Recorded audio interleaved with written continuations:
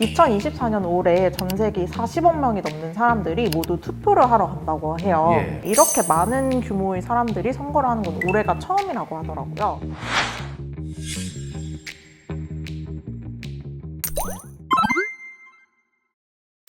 저희는 경제 시리즈인데 갑자기 정치 얘기로 시작해서 좀 의아하신 분들이 있을 것 같아요. 교수님, 경제 시리즈에서 정치를 다뤄도 괜찮을까요? 앞으로 경제를 바라보는 패러다임을 많이 조정하셔야 될 상황인데요. 경제를 앞으로 꾸려나가는 게임의 룰이 바뀌었다. 예전에는 WTO 체제라고 해서 자유무역. 정부 저 뒤에 가 계시고요. 기업인들끼리, 개인끼리 편하게 사고 팔고 할 수 있게만 해주세요. 이게 기조였는데 지금은 바뀌었죠. 보호무역주의로 바뀌고 우리 기업도 지키고 어느 나라의 기업 물건은 받지 않고 어느 나라끼리만 뭉치자, 이게 전 세계 기조가 돼버렸거든요. 국가가 결국 경제에 적극 관여한다는 거잖아요. 경제 시리즈에서도 정치까지 포함된 행정부의 얘기, 국가의 얘기들을 많이 할 수밖에 없다. 2024년을 폴리코노미의 해로 꼽더라고요. 네. 폴리코노미가 뭘까요? 정치의 영향이 커지면서 경제를 휘두르는 현상들을 말하는데요. 정치가들이 표를 얻기 위해서 마구잡이로 막 공약도 하고 경제 어떻게 이끌어 보겠다, 나는 되살릴 수 있다, 나는 얼마 더 드리겠다, 이걸 폴리코노미라고 부릅니다. 올해를 폴리코노미로 보는 게 지금 예정된 선거만 해도 당장 코앞에 닥쳐있는 대만 총선거, 그리고 3월에 러시아 우크라, 그리고 4월에는 우리나라 총선도 있고, 그리고 뭐 6월에 EU, 그리고 11월에는 또 중요한 게 미국의 대선 정도가 있을 것 같아요.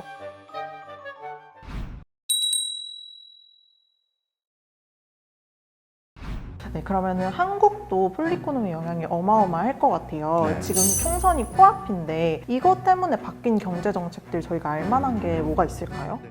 제가 요즘 너무나도 실망하는 게 있어요. 구체성이 결여된 슬로건 있는 공약만 나오기 때문이에요. 슬쩍 아주 큰 슬로건만 한번 쓱 던져요. 반응이 어떤가 보는. 보고 나쁘지 않은데? 그 다음에 후속 대책 슬쩍 보여주고 괜찮은데? 훅 보여줘요.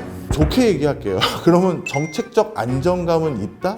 나쁘게 얘기하면 간을 보는 거죠. 그 정도 구체성 없이 방향성 설정한 거야? 이렇게 되는 거야. 우리가 세금 낸 이유가 뭐예요? 우리 대신 디테일하게 네가 숙제해달라는 건데 안 한 거거든요. 그래서 저는 이번 총선도 정말 졸속으로 공약들 없이 스터디 없이 그냥 편가르기, 제가 더 나쁜 짓 한 거 아시죠? 이걸로 그냥 끝나려는 건가, 이런 생각이 들어서 너무 안타까워요. 여당이 다수석을 차지할 때랑 야당이 다수석을 차지할 때 어떻게 우리나라의 경제 정책들이 방향을 잡고 가고 있는지. 부동산을 좀 안정시키는 전략은 크게 두 가지거든요. 수도권 과밀을 해소하기 위해서 지역 균형 발전 차원에서 세종시라든가 혁신도시 같은 걸 정말 또 투자를 해보는 거예요. 그래서 인구 분산을 통해서 수도권 집값도 안정시키고 사람들에게 서울과 수도권 말고 다른 데도 좋은 동네 있습니다 얘기해 주는 게 있는데, 그런 정당이 야당이었고, 여당은 국민들이 계속 수도권에 살고 싶어 하고 그런 국민들이 더 많아지니까 서울과 수도권 집값이 자꾸 오르니 그런 국민들이 살고 싶은 지역에 더 집을 더 공급하는 게 국가가 또 할 일인 것도 맞지 않느냐라고 해서 그쪽에 더 집을 공급해 줄 수도 있어요. 여당은 아마 수도권 쪽에 인프라 조성에 더 많은 돈을 쓸 거고, 야당은 수도권보다는 지방 활성화.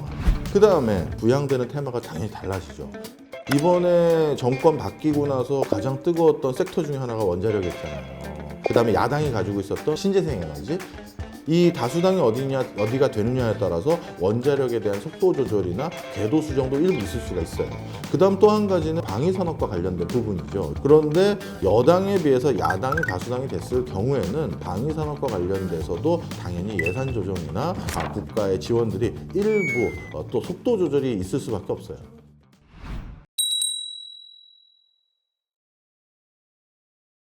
한국 총선만큼 혹은 그보다 더 중요한 게 미국 대선일 것 같아요. 미국 대선은 한국 경제에 어떤 영향을 미칠까요?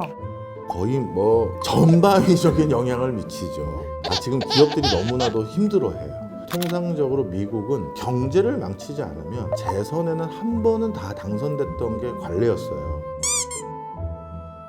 그래서 당연히 바이든이 또 될 줄 알고 우리 기업들이 IRA법에 의거해서 적극적으로 그 어느 국가보다도 투자를 미국에 많이 시행을 하고 있는데, 그런데 그게 자칫 잘못하면 크게 궤도 수정이 될 수밖에 없다 보니까.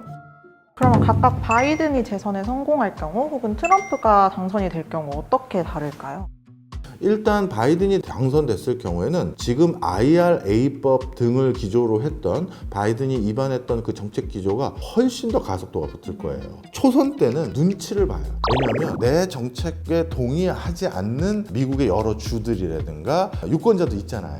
그 사람들에게 너무 척을 져버리면 나 재선 한 번은 더 해야 되는데 안 뽑잖아요. 그런데 재선까지 딱 당선이 됐다? 그럼 뒤가 없잖아요. 그러다 보니까 업적을 완료하는 게 제일 중요해요. 그래서 재선이 당선이 되고 나면 강하게 드라이브를 밀거든요. 바이든이 당선이 되면 바이든이 추구하려던 IRA법을 중심으로 한 2차 전지 활성화, 전기 자동차 시장은 훨씬 부스트를 킬 거고, 중동 지역은 탈미국화가 가속화될 거예요. 중국에 대해서는 바이든이나 트럼프나 똑같기 때문에 뭐 중국의 견제는 계속될 거고, 트럼프가 대통령이 되면 IRA법을 기반으로 했던 신재생 에너지, 2차 전지, 전기 자동차 등등은 상당히 속도가 브레이크를 밟으면서 늦춰질 거예요. 없어지거나 와해되지는 않을 거예요. IRA법을 통과해서 미국의 전 세계 많은 국가들이 공장 지었던 장소들이 공교롭게 전부 공화당 지역구예요. 그러다 보니까 트럼프 입장에서도 대선 공약으로 돌아다니면서 이거 2차 전지 싹 다 들어풀 거면 그렇게 얘기는 못해요.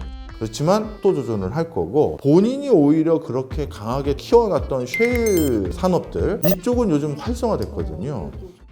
전 세계 76개국에서 선거를 한다고 하는데 이 수많은 선거들 중에서 특히 한국 경제에 많은 영향을 미칠 것 같은 선거가 있다면 어떤 것들이 있을까요? 저는 1월달 대만 총통 선거도 만만치 않다라고 말씀드리고 싶어요. 전 세계 밸류체인, 특히 반도체 수급이라든가 반도체의 지정학적인 위상의 차이까지 이끌어낼 수 있는 중요한 선거예요. 그럼 한국의 경우에는 어떤 쪽이 잡는 게 더 좋은 건가요? 네, 우리는 지금 중국과는 거의 제 느낌에는 요단강을 건넌 것 같아요. 지금은 너무 냉랭하고요. 중국의 많은 지식인들 사이에서는 한국은 우리 중국이 아무리 공을 들이고 아무리 호혜적인 관계를 구축해도 미국과 일본의 노선에서 변경될 수 없는 나라임이 확인됐다. 그래서 거의 선을 그어버렸어요. 그렇다면 중국도 여러 가지 경제활동을 꾸려나가기 위해서는 반도체 등 중요한 협력사가 필요한데, 이것을 만약에 대만에서 수월하게 조달할 수 있게 만들어져 버린다? 그럼 우리가 더 필요가 없겠네요. 그래서 차라리 민진당이 정권을 해서, 그래서 중국과의 반도체 밸류체인이나 이런 게 더 원활해지지 않게 된다면 아직까지 한국의 전략적인 가치는 중국인들에게 조금 더 연명할 수 있다.